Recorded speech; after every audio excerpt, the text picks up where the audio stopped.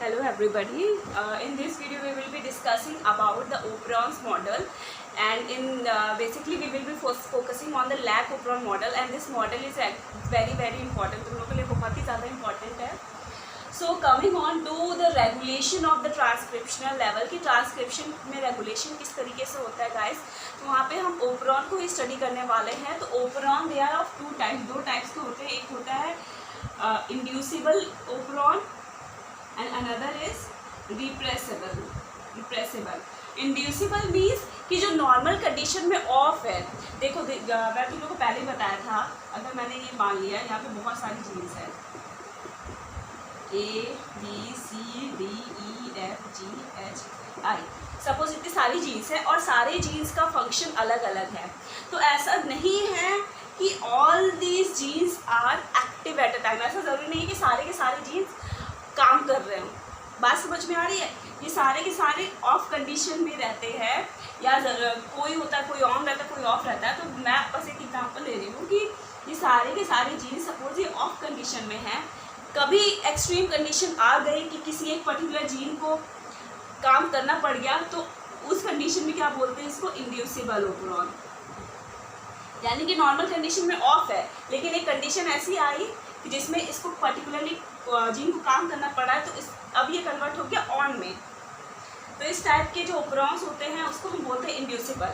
But कुछ ऐसे operon जो कि नॉर्मली ऑन है, जो नॉर्मल है वो चल रहा है, लेकिन एक स्पेसिफिक कंडीशन में इनको हमें चुप कराने की ज़रूरत है, इनको ऑफ करने की ज़रूरत है.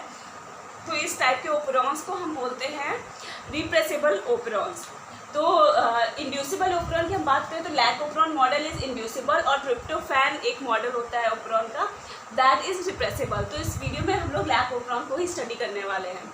तो आई होप सबसे पहले ये तुम लोग को क्लियर है कि हम क्या करने वाले हैं, कि ये नॉर्मल कंडीशन में जो ओपरॉन्स है ये ऑफ है, और एक स्पेसिफिक कंडीशन में ये ऑन हो जाएगा. ओके. तो lac operon model it was given by Francois Jacob and Jacques Monod. उन्होंने दिया था. उसके इस मॉडल के according what happens, they are certain genes, बहुत सारे जीन्स हैं. तो उसको हम मैं शॉर्ट फॉर्म में या एब्रिविएशन कह सकते हो, उस फॉर्म में मैंने लिख दिया PIPOZYA. अब यहाँ पे हम लोग देखते हैं कि एक एक चीज़ क्या चीज़ है. फर्स्ट ये P जो है PP, this is the promoter region. ये प्रोमोटर रीजन है, and this is the site where the RNA polymerase bind. यहाँ पे RNA पॉलीमरेज आकर के बाइंड कर जाता है. Now second is the inhibitor region. Inhibitor region का क्या काम है, इनहिबिटरी प्रोटीन को सिंथेसाइज करना. ये P फिर अगेन प्रोमोटर ही है. Coming on to operon. Operon का क्या काम है, ये जो तीन हैं, this three genes, these are the structural genes. इन स्ट्रक्चरल जीन्स को रेगुलेट करने का काम किसका है, ओपेरॉन का. Coming on to Z. Z is a gene which synthesizes beta galactosidase.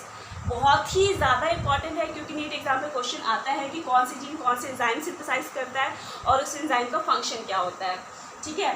तो ये सिंथेसाइज करता है बीटा गैलेक्टोसाइडेज, और बीटा गैलेक्टोसाइडेज का क्या फंक्शन है, it converts lactose into glucose and galactose.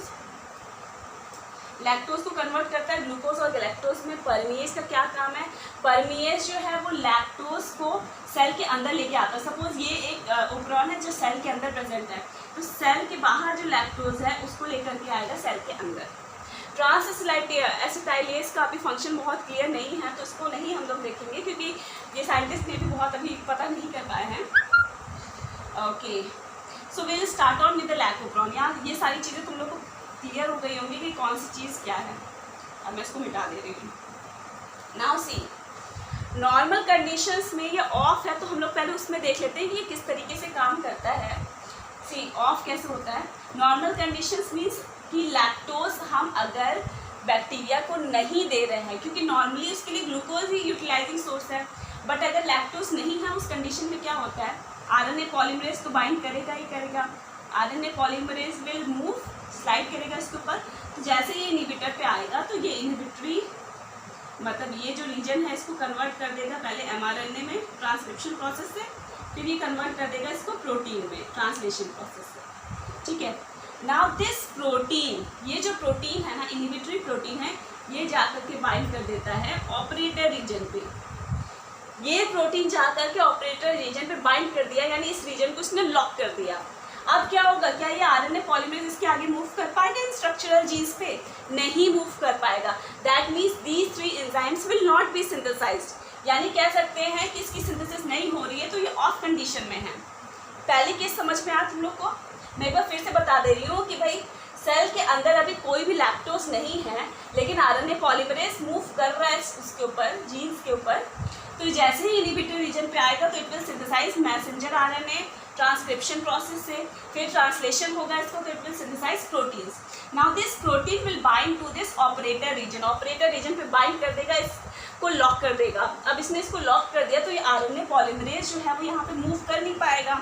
अभी यहाँ पे मूव नहीं कर पाया तो इसकी जो कम्प्लीमेंट्री एंजाइम्स है वो सिंथेसिस हो ही नहीं पाएगा।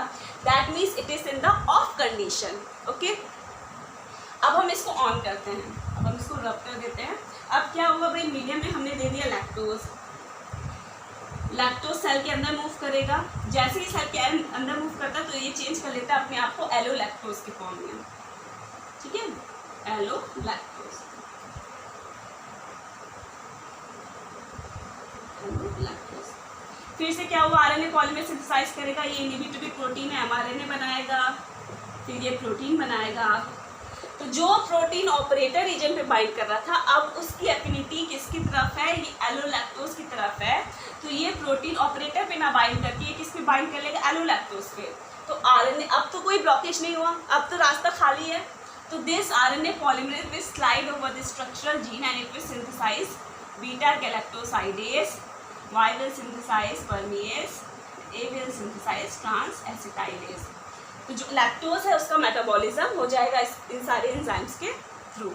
सो that means now the lac operon model is in on condition. Okay, the next video guys we will be discussing about the tryptophan operon model. तो इसमें कोई डाउट हो तो बताना मुझे। Okay, till then thank you, bye bye.